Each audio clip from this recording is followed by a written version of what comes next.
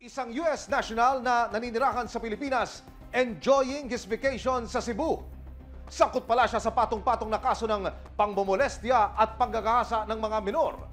Ma-enjoy pa kaya niya ang vacation niya? Your time is up, boy! Ang isa pang wanted at fugitive hindi raw papatalo sa mga kinasangkutang kaso. Kinilala ang suspect na si John Thomas Minor.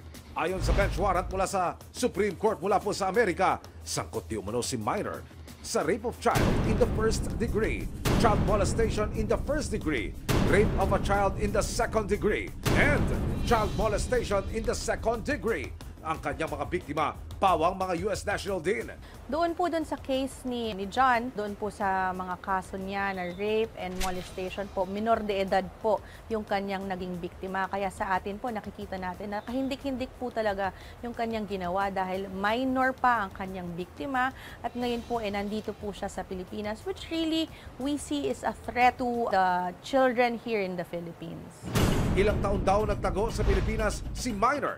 Pero ngayon, katapusan na ng kanyang pagbabakasyon dahil ayon sa isang informante ng Bureau of Immigration, Fugitive Search Unit o BIFSU, napataan daw siya sa Cebu City. Sa tingin po natin, residence po niya yung kanyang pinagtataguan. There might be a family here in the Philippines or kinakasama po dito sa Pilipinas. Kaya po doon po siya nakita sa Cebu kung saan po siya naglalagi for I guess almost a year.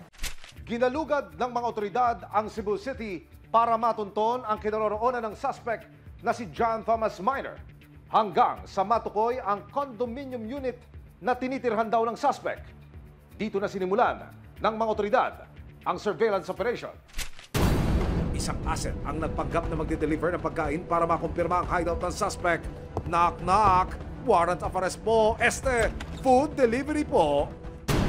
Nang makumpirma ang condo unit ng suspect, agad pinlano ng BIFSU, PNP Cebu at iba pang operatiba ang isang entrapment operation. So, na-monitor po to na pumasok ng Pilipinas December of 2022 and hindi na po siya umalis at nag-base po, based po sa mga transactions niya ng financial records, dito po siya naka-base sa Cebu. Through a ruse last week ng delivery, nakakuha po kami ng address niya and dahil nga din po dun sa ruse, nagpakita po yung subject na nag-receive po ng delivery. So, monitored po na dun po yung kanyang current address. Just to give you an idea, ito po, medyo malawak po yung lobby. Maraming areas na pwedeng pagpwestohan, although meron din pong presence ng mga guards.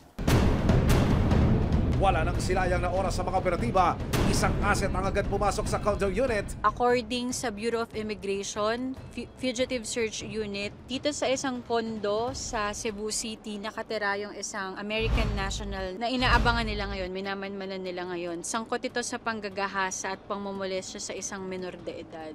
Halos isang oras na tayong nandito ngayon sa area kung saan pwede nating mahuli yung subject natin. So, nagbigay ng update yung mga agent natin na identified na yung subject natin ngayon. So, ito yung mga binigay na photos nila na nandun nga. Makalipas ang mahigit isang oras, may dalawang agent na pumasok doon. So, na-identify o kuha na nila yung room kung saan nagtatago yung suspect. Bigyan nila tayo ng go signal sa paghuli sa ating subject.